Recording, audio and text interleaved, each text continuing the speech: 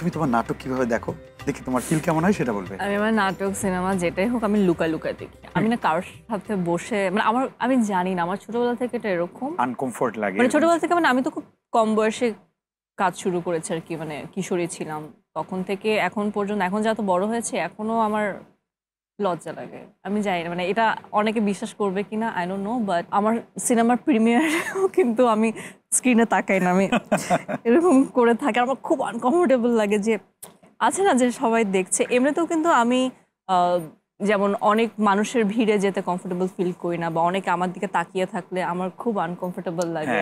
But তাও মানে দেখতে তো হয় যে কেমন করলাম এবং আরো সামনে কি করা উচিত, হ্যাঁ ইমপ্রুভমেন্ট কোথায় কোথায় প্রয়োজন। ভাইয়া দেখে? ও আমার কাজ আসলে খুব একটা না দেখে না বলতে গেলে, দেখে বাট অ্যাপ্রিশিয়েট করে। অ্যাপ্রিশিয়েট করে, হ্যাঁ ও অ্যাপ্রিশিয়েট করে এবং খুবই সাপোর্টিভ। মানে ও চায় আমি আরো ভালো কাজ করি, অনেক কাজ করি। ইনফ্যাক্ট বিয়ের পরে আমি অনেক অ্যাক্টিভ এবং অনেক ফোকাস হয়েছি আমার কাজের ক্ষেত্রে, যেটা আমি আসলে আগে এতটা ছিলাম না আর কি।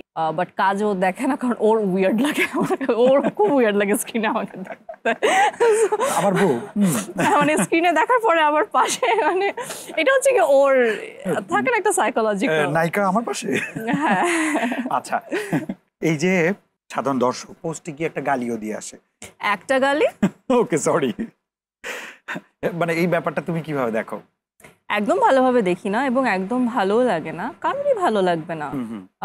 এবং সবচেয়ে খারাপ লাগে কি ইমতু জানো, যে ধরো আমি এমনি একটা কথা বললাম যেটার অবশ্যই আমার ইন্টেনশন ভালো বা সেন্স মানে কোনো একটা সেন্সে আমি বললাম, কিন্তু সেটাকে সবসময় বরাবর হচ্ছে গিয়ে একটা নেগেটিভ সেন্সে সেটাকে টার্ন করে ট্রোল করা, মেমস করা। হ্যাঁ memes is fine, I love memes, roast করা, হ্যাঁ মানে খুব negatively trolling is also fine, but কতটুকু পর্যন্ত করছেন এবং কি বিষয় নিয়ে করছেন, অনেক বেশি পার্সোনালি অ্যাটাক করে ফেলে অনেক সময়। এবং যদি শুধু এটা আমার ক্ষেত্রে হতো তাহলে আমি বুঝতাম যে আচ্ছা ঠিক আছে, হয়তো মানুষ আমাকে পছন্দ করে না দেখে, বা আমার কোনো ভুল আছে, কিন্তু সবাইকে নিয়েই করে।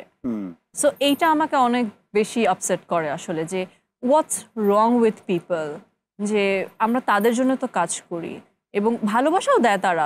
তুমি দেখবে যে একটা ভালো কথাকেও কেমন জানি নেগেটিভলি, এবং এটার জন্য আমাদের নিউজ মিডিয়াও মানে রেসপন্সিবল, যে তারাও না এমন এমন ক্যাপশন করলেন স্পর্শে, মানে পুরো একটা মানে ভিতরে তুমি যদি পড়ো নিউজটা বা যদি তুমি পুরো শোটা দেখো তাহলে একটা সেন্স, কিন্তু থাম্বনেইল আর টাইটেল বা ক্যাপশন এমন দিবে যে মনে হবে যে মানে কি যেন অতটুকু কিন্তু একটা নেগেটিভ ঠাস করে মানে নিজেরও লাগে যে হ্যাঁ কি এটা।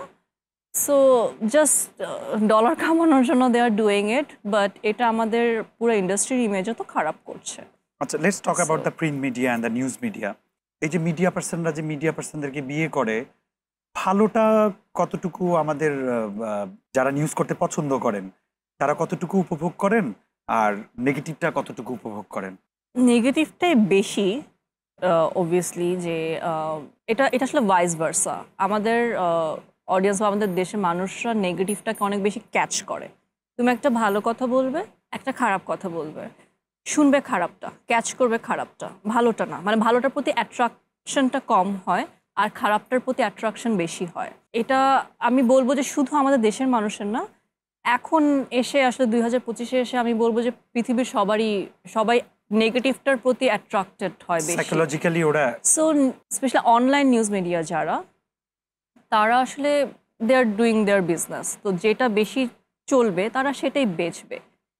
কিন্তু এখানে আবার আরেকটা জিনিসও আছে যে আমি যেটা বেচবো মানুষ সেটাই কিনবে, কিন্তু আবার আরেকটা সাইডও আছে মিডিয়ার, মানে নিউজ মিডিয়ার বা চ্যানেলগুলার, সেটা হচ্ছে গিয়ে যারা সিনিয়র জার্নালিস্ট তাদের নিউজ কিন্তু দেখবো তারা যেভাবে লিখে, তারা যেভাবে একটা আর্টিস্টকে প্রেজেন্ট করে, যেইভাবে ওটা খুবই অন্যরকম। এটা হচ্ছে গিয়ে একটা জেনারেশন। এখন নতুন যারা আসলে জার্নালিজমকে ভালোবেসে জার্নালিজম করতে আসেনি, যারা আসলে পিওরলি বিজনেস করতে আসছে, ডলার কামাতে আসছে অনলাইনে, ফেসবুকে বা ফেসবুক জার্নালিস্ট যাদেরকে আমরা বলে থাকি, তারা আসলে হ্যাঁ দে আর ডুইং ইট রং।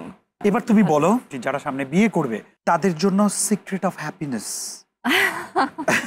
সেটা বলো। সি বিয়ে জীবনের একটা মানে কি বলবো, বিয়ে করতেই হবে এরকমও কোনো রুলস নেই। যদি তোমার মনে হয় যে তুমি একটা কম্পেনিয়নশিপ চাও, তুমি একটা পার্টনার চাও তোমার জীবনে, যার সাথে তুমি তোমার সুখ দুঃখ শেয়ার করবে, যার সাথে এই জীবন যুদ্ধটা, এই যাত্রাটা তুমি শেয়ার করবে, দেন বিয়ে করো। কিন্তু ওই যে বিয়ে করতে হবে সমাজ কি যে, বলবে?